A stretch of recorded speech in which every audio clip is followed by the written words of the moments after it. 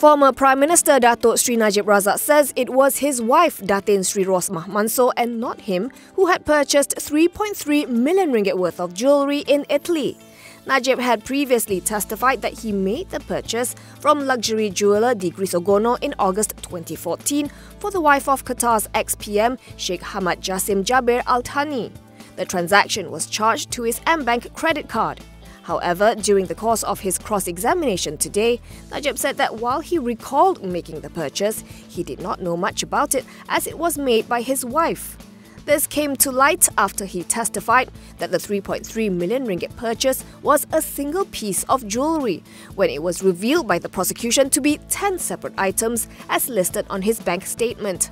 After studying the statement, Najib then told the court that it looked like Rosmah had purchased a set of jewellery and said he would have to check with her to confirm it.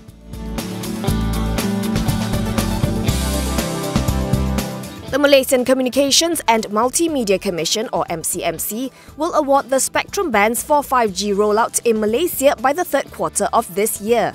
Its chairman, Al-Ishsal Ishak, says the spectrum bands will be tendered out to a single consortium of multiple licensees by the second quarter.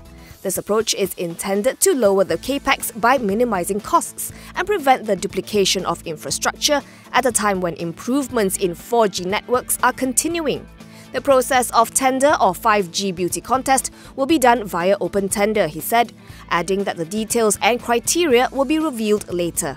The MCMC identified the 700 MHz, 3.5 GHz and 26-28 GHz bands for national deployment, with initial rollouts for the first two.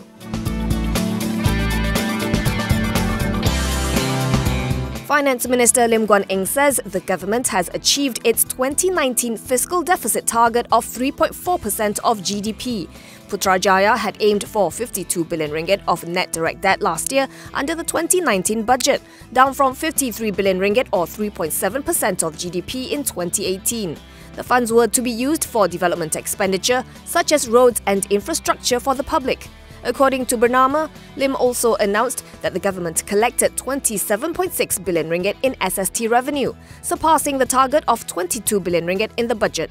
He said it shows that the economy is still sustainable.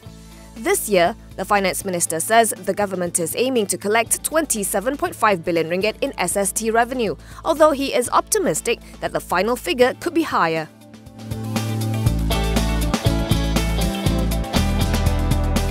Malaysia saw foreign portfolio inflows hit a 6-year high of 8.8 billion ringgit in 2019, compared with 33.6 billion ringgit outflows in 2018.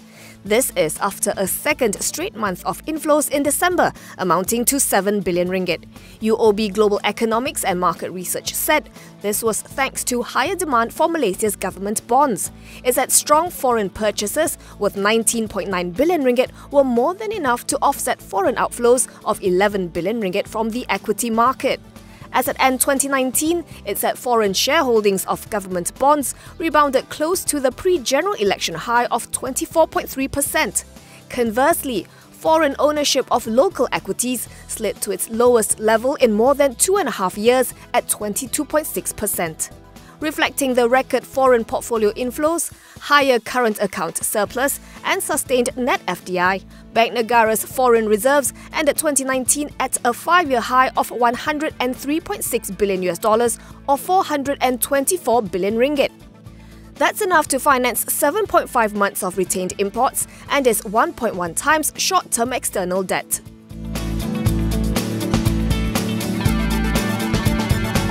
MIDF Research says MDM Resources remains its top buy at an unchanged target price of 4.55 ringgit.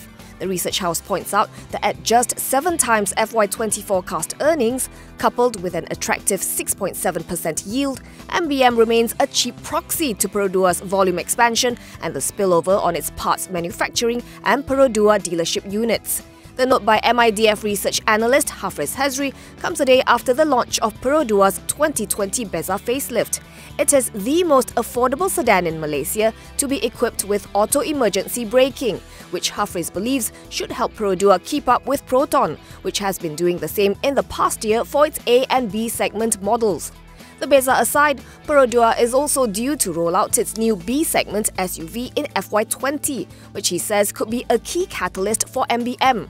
Other positives for the counter are a recovery in industry production driven by new national car launches and the sale of assets belonging to MBM's discontinued business unit, OMI Alloy. At the close, MBM rose 3% to 4 ringgit 5 sen for a market cap of 1.58 billion ringgit.